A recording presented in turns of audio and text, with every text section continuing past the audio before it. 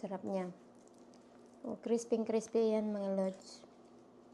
Kung gusto mo pa mas crispy niyan, pwede mo siyang i-fry pa more. Yan. Pagluto tayo ng special ukoy mga lods. And we need sweet potatoes, carrots. So, umpisahan natin sa paghihiwa mga lods. Ito talaga, matagal ko na gusto na lutuin tong ukoy natin. So, ngayon, meron tayong time na magluto ng ukoy. Carrots. You don't need a lot. So, kailangan lang natin ito. Kailangan meron tayong sweet potatoes and then carrots. Just only 1 carrots, mga lods. So, balatan lang natin itong kalabasa. Marami tayong masobra na kalabasa. So, okay lang yan. Kasi, I'm gonna cook another recipe, mga lods. Mahirap lang ito hiwain. Kailangan lang natin magtyaga and be careful na rin mga lods kasi mahirap siyang kudkurin. Matigas. Gusto ko kasi yung pahaba mga lods. O, ganyan. Meron naman akong pangkudkud mga lods pero masyado siyang pino kumpara sa ating gusto. So, ganito na lang, tiyaga-tiyaga na lang tayo, 'di ba? Konti lang naman yung lulutuin ko. Nahirapan na talaga ako. Saan ko ba? So, after a year, 1 year na tayo nagkukudkud mga lods. Hindi ko pa siya nakudkud. So, mahirap lang. Mahirap siya kudkurin. But, it's okay. Kasi we don't need a lot. Meron pa tayong ihalo. Kasi ito, I'm gonna cook different. Maggata naman tayo after neto. Kudkurin ko lang ng pahaba. Kuha lang ako pang ukoy. Sweet potato naman ang kudkurin natin. Ganito lang. Mas madali pa itong kudkurin kaysa yung isa. But anyway, ganito lang. Napakadaling recipe lang ito mga lods. So, pwede mo rin siyang pangbenta. Diyan sa tabi-tabi. Lalo na dyan sa atin, mahilig tayo magbenta-benta sa mga racket-racket dyan. Kahit na ano na dyan. Ito, masarap to pang racket. Mura na at masustansya pa mga lods. So, itatry nyo itong recipe na to. Madali lang. Ganyan lang. So, crispy siya talaga pag...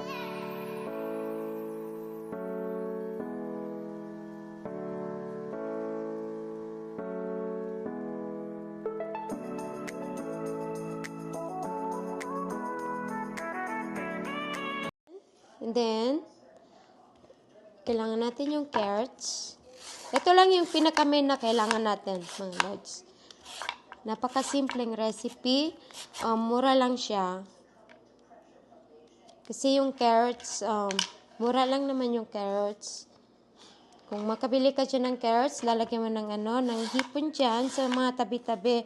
Or pork belly. But for mine, I'm gonna use hipon. Yes, shrimp yung ilalagay natin. Ganito lang mga lods. Ayan. We have green onion as well. Ayan mga lods, ang ating recipe, very easy lang. Napaka-simple. It won't take long. And meron na tayong pang-ulam. At meron ka na rin pang-merienda. Depende na kung ano sa'yo dyan. Kasi ako, pang-ulam ito. At meron din tayong gagawin mamaya sa ating nakudkod na pa. So, ayan lang mga lods ang ating gagawin. So, we had onions. And then, meron tayong kalabasa, sweet potato, carrots, and green onion. Hindi natin yan ilalagay lahat. At meron din tayong cornstarch. So, ganyan lang mga lods. So, mga lods, ito yung natin. 1 cup of cornstarch. And then, 1/4 cup of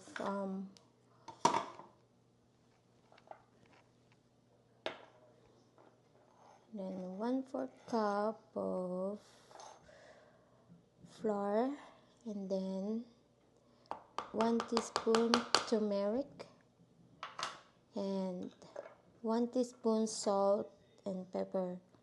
Yun lang yung mga kailangan natin mga lods. And then 1 cup of water. Ganyan lang mga lods. So pagsamasamahan lang natin.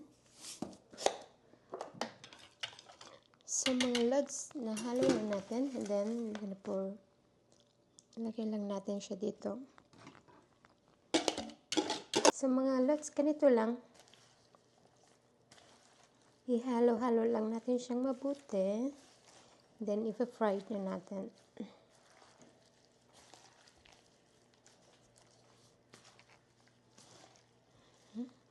There you go.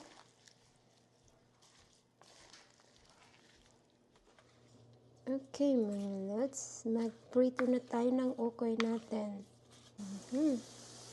Yan lang mga lods, napakadali. So,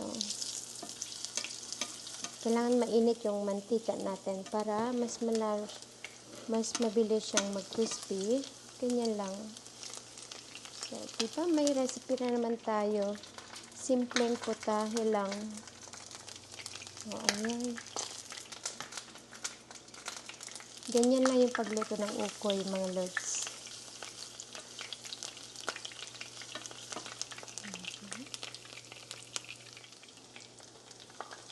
Yung ating ukoy.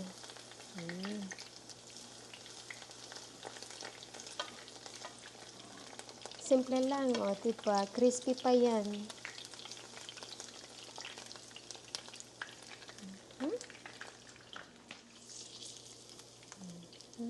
Ayan mga lods.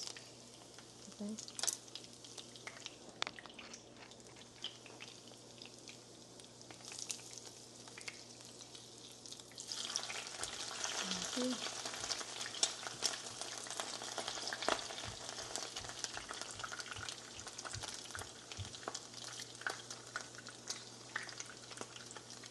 So mga lods, malapit na maluto ang ating ukoy.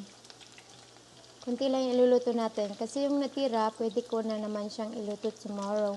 Para meron na naman tayong pang merienda. O, diba? Sana all na lang tayo. So, shoutout ulit ko sa inyong lahat dyan sa mga panonood. So, mga lods, ito na ang ating ukoy.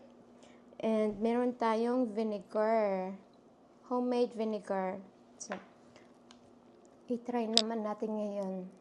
Ang sarap niya. O, crispy yan mga lods. Kung gusto mo pa mas crispy niyan, pwede mo siyang i-fry pa more. So, paano yan mga lods? Nakaluto na naman tayo. So, see you for my next vlog. Salamat sa panonood mga lods. Shout out everybody. And don't forget to subscribe my channel. See you in my next video. Bye!